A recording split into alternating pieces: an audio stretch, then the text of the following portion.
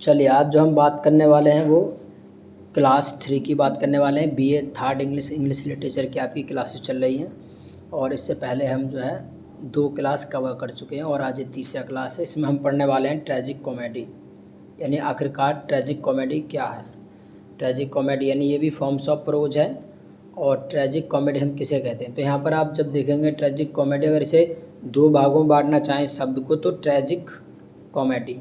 यानी tragic comedy. तो tragic comedy ऐसी है, ये आधी कॉमेडी और आधी त्रासदी। जैसे ट्रेजिडी आपने पढ़ा जो दुख पे जाकर समाप्त हो, कॉमेडी जो मतलब सारा कुछ एंड में जाकर के सही हो जाए, ऐसे ही ट्रेजिक कॉमेडी का मामला। ट्रेजिक कॉमेडी में क्या रहेगा, आधा सुखांत है ये, आधा दुखांत नाटक होता है, उसे ही हम कहते हैं ट्रेजिक कॉमेडी। यानी ट्रेजिक कॉमेडी की आगे हम बात करें तो tragic comedy is a literary genre. ये क्या है, ये भी एक साहित्यिक रूप है ट्रेजिक कॉमेडी जो है। इसके अलावा that blends aspects of both tragic and comic, यानी इसमें क्या होता है, दोनों ही मतलब तत्व होते हैं किसके, ट्रेजिक के भी और कॉमिक हास्य के फॉर्म्स के यानी रूप के। यानी त्रासदिक और कॉमिक दोनों ही मतलब इसमें रूप होते हैं, मतलब हंसी का भी इसमें माहौल होता है और गम का भी,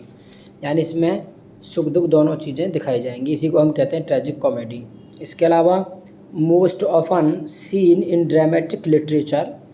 यानी ज़्यादातर क्या होता है कि ड्रामेटिक लिटरेचर में ये देखा गया है, मोस्ट सीन ज़्यादातर ये देखा गया है, मोस्ट ऑफन सीन कि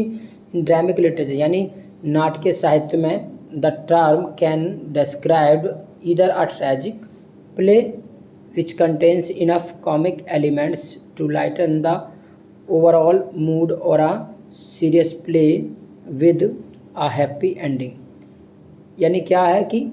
ज़्यादातर क्या है, द टर्म कैन डिस्क्राइब्स, यानी ये जो टर्म है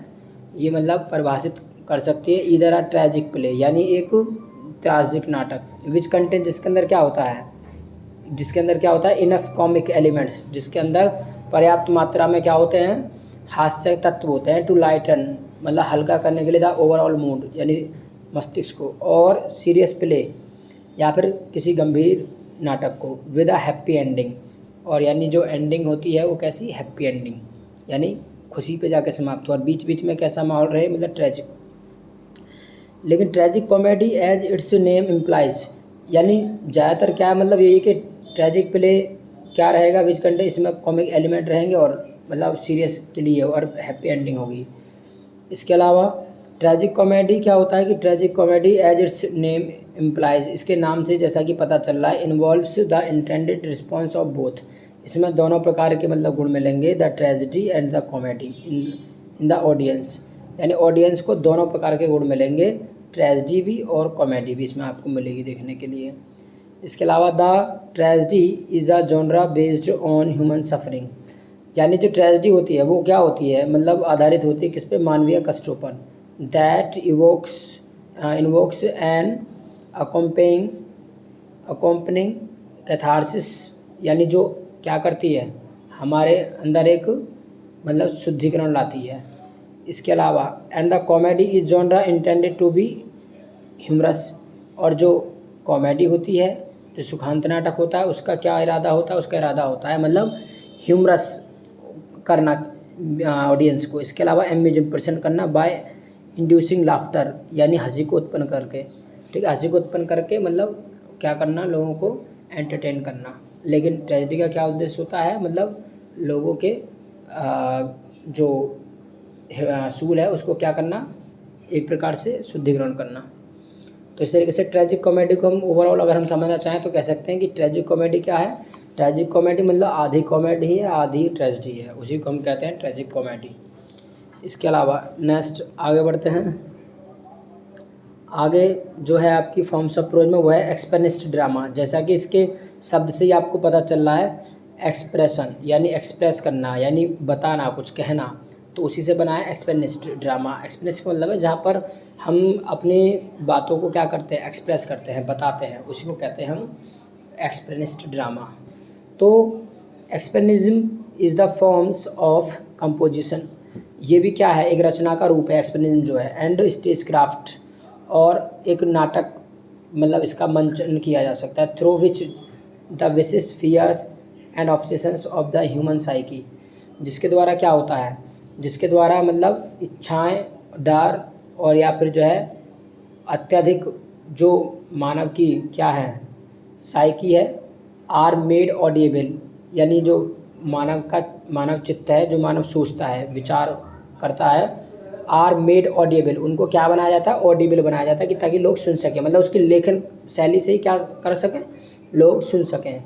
एंड विजिबल, और देख सकें, यानी वो विचारों को ऐसे एक्सप्रेस करेगा कि लोग उसको क्या कर सकते हैं, सुन भी सकते हैं, और विजिबल, और वो देख भी सकते हैं, यानी वो उनको देखा भी जा सकता है और सुना भी जा सकता है। इस प्रकार से वो अपने विचारों को क्या करता है, एक्सप्रेस करता है। आगे मोस्ट ऑफ द राइटर्स, अधिकांश जो लेखक हैं, took part in the theme, उन्होंने मतलब इसमें हिस्सा लिया विषय वस्तु में कि of revolt against the mounting industrialization, यानी बढ़ती हुई किसके, औद्योगिकरण में, यानी औद्योगिकरण के खिलाफ, यानी एक विद्रोह में उन्होंने क्या है, बहुत कुछ लिखा है, यानी अपने विचार व्यक्त किए कि भी जो औद्योगिकरण हो रहा है, ठीक है, नई नई मशीन बन रही है, नई नई तकनीकी आ रही है, या फिर ये औद्योगिकरण बढ़ रहा है, इससे कितना नुकसान हो रहा है, कितने फ़ायदे हो रहे हैं, उसके बारे में अपने विचार व्यक्त किए हैं। ठीक है, तो उसके खिलाफ मतलब रिवोल्ट किया है, विद्रोह किया है। ठीक है, कितना नुकसान हुआ है इंडस्ट्रियलाइजेशन से हमें या मज़दूरों को, तो उस केस में जो है अपनी वो बात एक्सप्रेस करते हैं, उसी को एक्सप्रेशनिस्ट ड्रामा कहते हैं। आगे है the term expressionism a general phenomenon initially refer to painting, यानी जर्मन भाषा की बात करें तो जर्मन घटना में क्या है, इस टर्म का जो मतलब है वो है रेफर टू पेंटिंग, ये पेंटिंग के लिए मतलब इसको रेफ़र किया जाता है, मतलब चित्रण के लिए, ये चित्र के लिए मतलब जो है रेफ़र किया जाता है कि चित्र से मतलब है एक्सप्रेस, मतलब चित्र के माध्यम से कुछ एक्सप्रेस करना। It was use occasionally during the 19th century, और इसको अकस्मात जो है 19th सेंचुरी में इसको इस्तेमाल किया गया, प्रयोग किया गया इसका। एंड वॉज पॉपुलराइज्ड इन 1901, इसको 1901 में मतलब पॉपुलरिटी मिली बाय द फ्रेंच पेंटर, एक फ्रेंच पेंटर थे, यानी फ्रेंच पेंटर थे J.A. हार्वे, उनके द्वारा इसको पॉपुलरिटी मिली, यानी J.A. हार्वे के द्वारा क्या मिली इसको, पॉपुलरिटी, यानी विख्यात हुई ये जो फॉर्म है। इसके अलावा experience was not a sole school guided by an cerebral leader, ऐसा नहीं है कि एक्सपीरियंस जो है, ये जो अभिव्यक्ति वाला नाटक है, इसको जो है केवल सिर्फ और सिर्फ एक के द्वारा गाइड किया गया है, वो भी किसके द्वारा, कोई मान लीजिएगा जो दिमाग वाला मतलब सेरेब्रल लीडर, मतलब जो दिमाग वाला नेता है, उसके द्वारा मतलब इसको जो है आगे मतलब मार्गदर्शन मिला हो, बल्कि सो द वर्क, इसलिए the work of very different artist, जो भिन्न भिन्न प्रकार के जो आर्टिस्ट हैं, इंक्लूडिंग प्ले राइट्स, जो नाटककार है, हैज़ बिन कॉल्ड एक्सप्रेनिस्ट, उनको भी एक्सप्रेनिस्ट कहा गया, यानी आर्टिस्टों को भी और जो नाटककार है, क्योंकि कुछ लोग तो क्या कर रहे थे, पेंटिंग के द्वारा अपनी बातों को मतलब चित्रित कर रहे थे।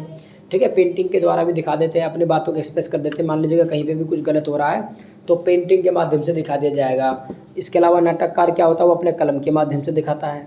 तो अपनी बात को कलम के माध्यम से एक्सप्रेस करता है। और कुछ लोग जो है आपने देखा होगा पेंटिंग के माध्यम से भी अपनी बातों को एक्सप्रेस कर देते हैं कि भाई ये गलत हो रहा है, ऐसा नहीं, ऐसा होना चाहिए।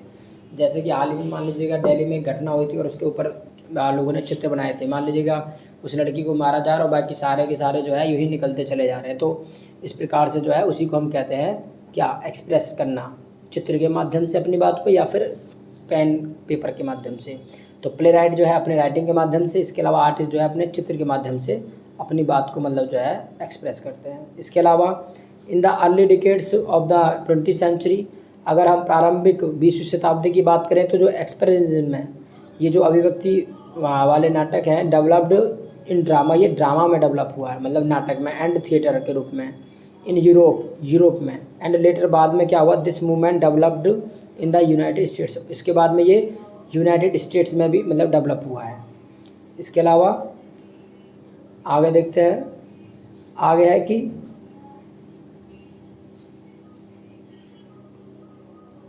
नेक्स्ट है आपका इन द यूएसए में क्या हुआ है, a strong expressionist influence can be traced in the plays, यानी यूएसए में जो है मजबूत अभिव्यक्ति का जो प्रभाव है, अभिव्यक्ति वाले नाटकों का, वो देखा जा ट्रेस किया जा सकता है in the plays of Eugene, वहाँ पर भी मतलब ऐसे प्ले राइट्स हुए हैं जिन्होंने मतलब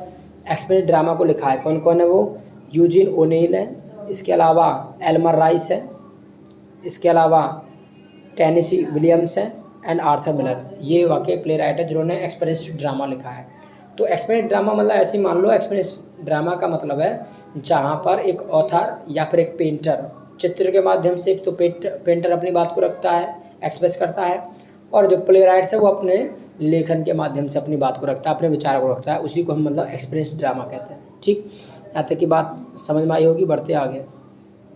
अब जो नेक्स्ट फॉर्म है आपका वो है ड्रामा ऑफ आइडियाज़, यानी विचारों का नाटक। ड्रामा ऑफ आइडियाज़, आखिरकार इसका क्या मतलब होता है ड्रामा ऑफ आइडियाज़ का? तो ड्रामा ऑफ आइडियाज़ जो होता है is a type of drama, ये भी एक प्रकार का ड्रामा, ये एक प्रकार का नाटक है, इन विच, जिसके अंदर क्या होता है द प्लेजर एंड इंटरेस्ट, यानी जो है आनंद और जो रुचि है, इवॉल्व्ड आउट ऑफ ड्रामा, यानी जो क्या होता है नाटक से बाहर की बात होती है, और ऑलमोस्ट एंड, इसको मतलब जो मतलब हम कहें एक प्लेजर मतलब जो सुख है, और जो रुचि है उसको क्या करा जाता है आउट ऑफ ड्रामा, मतलब उसे ड्रामा से बाहर रखा जाता है, मतलब वहाँ पे यानी प्लेजर का और इंटरेस्ट की कोई स्थान नहीं है। और almost entirely intellectual and emotions are not as much affected as are after seeing tragedy and comedy. और इसमें क्या होता है, यानी जो ड्रामा ऑफ आइडियाज होगा, जो विचारों का नाटक होगा, इसमें जो है मतलब जो सुख मिलता है जैसे नाटक को देख करके या रुचि आती है, इन चीज़ों को बाहर रखा जाता है। ये पूर्ण रूप से क्या होता है ऑलमोस्ट एंटायरली इंटेलेक्चुअल, ये बौद्धिक रूप में होता है। इसके अलावा इमोशंस इसके अंदर होती हैं, are not as much affected, और वो मतलब इतनी प्रभावी नहीं होती हैं as are after seeing tragedy, जैसा कि ट्रेजेडी को देखने के बाद या कॉमेडी को देखने के बाद मतलब लोगों को फील होता है, इस प्रकार की मतलब इमोशंस नहीं मिलेंगी। सम क्रिटिक्स, कुछ क्रिटिक्स ये मानते हैं, आर्ग्यू, ये मतलब बहस करते हैं कि ऑन दिस फैक्ट, इस मुद्दे पर, कि that there is no distinction between drama of ideas and the problem play और द प्रोपेगेंडा प्ले। यानी क्या मतलब है, कुछ क्रिटिक्स ये आर्ग्यू करते हैं कि जो इस विषय पर कि कोई अंतर नहीं है, डिस्टिंक्शन बिटवीन, यानी देयर इज़ नो डिस्टिंक्शन या difference between the drama of ideas और प्रॉब्लम प्ले, यानी प्रॉब्लम प्ले के बीच में और ड्रामा ऑफ आइडियाज़ के बीच में कोई अंतर नहीं है। क्यों? क्योंकि प्रॉब्लम प्ले का मतलब भी ये है किसी समस्या को दिखाया जाता है, और ड्रामा ऑफ आइडियाज़ में भी क्या होता है लेखक जो है अपने विचारों को व्यक्त करता है, और ऐसे ही प्रॉब्लम प्ले में। लेकिन आगे है प्रोपेगेंडा प्ले, मतलब उसी को कहते हैं problem play. Problem play treats a particular social और moral problem which compels people to think intelligently about it and ultimately leaves the audience in dilemma. यानी प्रॉब्लम प्ले का क्या काम होता है, problem play treats a particular social और moral problem, यानी जो प्रॉब्लम प्ले होता है वो विशेष सामाजिक और नैतिक मतलब मुद्दा को जो है उठाता है, और विच कंपेल्स, जो मजबूर करता है पीपल, लोगों को सोचने के लिए मतलब बौद्धिक रूप से, अबाउट इट, इसके बारे में, एंड अल्टीमेटली, और उनको छोड़ देता है, लीव्स ऑडियंस को इन डिलेमा, मतलब दुविधा में छोड़ देता है। इसके अलावा ड्रामा ऑफ आइडियाज जो है सेट्स द मास टॉकिंग, यानी यहाँ पर ये क्या है, जो ड्रामा ऑफ आइडियाज़ है ये क्या करता है, मतलब ये एक भारी बातचीत मतलब छोड़ता है, and puts various points of views, और यहाँ पर भिन्न भिन्न प्रकार के मतलब जो है पॉइंट्स ऑफ व्यूज़ मतलब छोड़ देता है विचार। एंड इंटरेस्टिंगली, और इंटरेस्टिंगली ये होता है मतलब वो कैसे होंगे रुचिपूर्ण। और इट इज़ अनदर थिंग, ये दूसरी चीज़ है, that at times some of them come in the form of unusual happening, क्योंकि कुछ ऐसी चीज़ें हैं जो इसके अंदर कैसी रूप में आती हैं, अनयूजुअल, मतलब जो मतलब पहले से नई मतलब सोची गई हैं, ऐसी घटनाओं के बारे में मतलब इसमें होता है ड्रामा ऑफ आइडियाज़ में। तो ड्रामा ऑफ आइडियाज़ का मतलब है एक ऐसे विचारों का नाटक जहाँ पर मतलब राइटर अपनी बात को रखता है। लेकिन प्रॉब्लम प्ले में क्या होता है, प्रॉब्लम प्ले में जो है वो विशेष रूप से किसी सामाजिक या फिर नैतिक समस्या पर बात करेगा, और लोगों को मतलब जो है इस दुविधा में छोड़ देगा, उस पर लोग मतलब विचार करेंगे कि भी क्या करना चाहिए क्या नहीं करना चाहिए। जबकि ड्रामा ऑफ आइडियाज़ में जो है वहाँ पर बातों की अधिकता होगी, और वहाँ पर भिन्न प्रकार के पॉइंट्स के बारे में मतलब जो है वो बातें करेंगे, चर्चा करेंगे। तो ये है आपका ड्रामा ऑफ आइडियाज़। इसके अलावा नेक्स्ट है आपका पोएटिक ड्रामा। पोएटिक ड्रामा का क्या मतलब है, तो पोएटिक ड्रामा की अगर हम बात करें तो पोएटिक ड्रामा को ऐसे समझ लो जैसे पोइट्री को पढ़ा हो। पोइट्री मतलब क्या होता है, पोइट्री का मतलब होता है गीत, कविता, और पोइट्री को जो लिखा जाता है वो संगीतमय तरीके से लिखा जाता है। लेकिन यहाँ पर जो नाटक है वो संगीतमय तरीके से मतलब धुन कम होती है, ज़्यादातर ब्लैंक वर्ड्स में अपनी बात को रखा जाता है, लेकिन वो होता पोइटिक रूप में ही है। यानी यहाँ पर जो डायलॉग होते हैं वो उनको पोइटिक फॉर्म में ही बोलने पड़ते हैं, किसको, जो कैरेक्टर्स होते हैं इसमें काम करने वाले जो कैरेक्टर्स होते हैं। तो पोइट्रिक ड्रामा की बात हम करें तो poetry is always considered something higher than prose, यानी पोइट्री जो है, जो कविता है, हमेशा इसको ये माना गया है कि हायर दैन प्रोज, ये प्रोज से ऊपर है। That signifies high and intensified emotions of man and philosophy of human life. यानी ये क्या करती है, क्योंकि पोइट्री का काम क्या है, पोइट्री का काम ये है कि जो ये चिन्हित करती है कि जो हाई एंड इंटेंसिफाइड भावनाएं हैं आदमी की, या फिर फिलॉसफी ऑफ ह्यूमन लाइफ है, मानव जीवन का जो दर्शन शास्त्र है, वो पोइट्री के द्वारा ही मतलब सही तरीके से एक्सप्रेस किया जा सकता है। और poetic form has been most natural presentation of artistic feelings. और जो पोइट्री है ये मतलब बहुत ही स्वाभाविक मतलब प्रेजेंटेशन है ऑफ आर्टिस्टिक फीलिंग्स, मतलब ना जो आर्टिस्ट है अपनी भावनाओं को इसके माध्यम से मतलब सही तरीके से एक्सप्रेस कर जाते हैं पोइट्रिक माध्यम से। इसके अलावा अब है, लेकिन हम बात करें यहाँ पर पोइट्रिक ड्रामा, तो poetic drama is a mean to present the communication of imaginative experience. यहाँ पर क्या होता है कि पोइट्रिक ड्रामा में भी जो कल्पनात्मक अनुभव है उसकी मतलब बातचीत मिलेंगी, उसका संवाद मिलेगा। द ग्रेटनेस ऑफ वर्ड्स, और जो कविता की जो अच्छाई है वर्ड्स ड्रामा की, has now been well recognize, इसको मतलब सही तरीके से अब पहचान मिली है। पोइट्रिक ड्रामेटिस्ट जो होते हैं does not bring the characters near to us, यानी वो करेक्टर्स को हमारे पास नहीं लेकर आते, और नॉर ही ट्राइज टू इम्प्रेस अस, ना ही वो हमें इम्प्रेस करने की कोशिश करते हैं, but he attempts to make a great distance between us and realities of the world, बल्कि वो हमें इस बात से मतलब जो है हमें मतलब इस बात से अंतर करवाते हैं कि कितनी मतलब दूरियां हैं हमारे बीच में, और एक जो वास्तविक संसार है, रियलिटीज़ ऑफ द वर्ल्ड है, जो संसार की वास्तविकता है उनमें कितना अंतर होता है, उससे हमें रूबरू कराते हैं, उनका प्रयास ही रहता है। द इंडिविजुअल फील्स, जो व्यक्तिगत तौर पे वो महसूस करते हैं इन्हें अपने अंदर the flow of inner life, यानी एक आंतरिक जीवन को मतलब महसूस करते हैं। इसके अलावा the poetry in words drama in inherent in the structure of a play itself, मतलब वही बात है, इसमें क्या होता है कि पोइट्री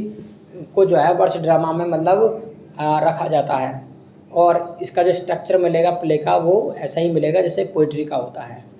यानी काव्यात्मक रूप में अपनी बातों को कहा जाएगा ड्रामा में। आगे poetry is not in any part of the play, हालांकि ये कोई प्ले का हिस्सा नहीं है, पोइट्री जो है नाटक का हिस्सा नहीं, but all the elements act in the cooperation in poetic drama, लेकिन इसके जो तत्व हैं वो पोइट्रिक ड्रामा में काम आते हैं। इन द 20th सेंचुरी, 20वीं शताब्दी में क्या हुआ, T.S. Eliot गेव थिएटर अ वर्केबल ड्रामेटिक वर्स, यानी T.S. Eliot ने मतलब थिएटर को दिया अ वर्केबल ड्रामेटिक वर्स, मतलब एक नाटकीय कविता या काव्यात्मक drama, and has done more than any other playwright of this century to get audience to accept this verse, और उन्होंने इतना कुछ दिया है एनी अदर प्ले राइट और दूसरों की तुलना में ऑफ दिस सेंचुरी, इस शताब्दी यानी 20वीं शताब्दी में, to get audience to accept, audience को प्राप्त करने के लिए, टू एक्सेप्ट दिस वर्स, कि इस वर्स को वो जो है स्वीकारें, विदाउट प्रोजेडाइज, बिना किसी पूर्वाग्रह के, बिना किसी सोचे समझे। There had been a great variety in the 20th century, और 20th सेंचुरी में इसकी पोइट्रिक ड्रामा की मतलब बहुत ज़्यादा वैरायटी मिली है। ओवरऑल अगर हम बात करें तो पोइट्रिक ड्रामा का जो मतलब होता है, पोइट्रिक ड्रामा का मतलब होता है यानी नाटककार क्या करता है, अपने विचारों को काव्यात्मक रूप में रखता है और उसमें ब्लैंक वर्ड्स का ज़्यादातर प्रयोग किया जाता है। ठीक, तो जो है आज यहीं तक छोड़ेंगे, बाकी चर्चा कल करेंगे इसी वीडियो में, यहीं को छोड़ते हैं, बाकी कल करेंगे। So thank you so much.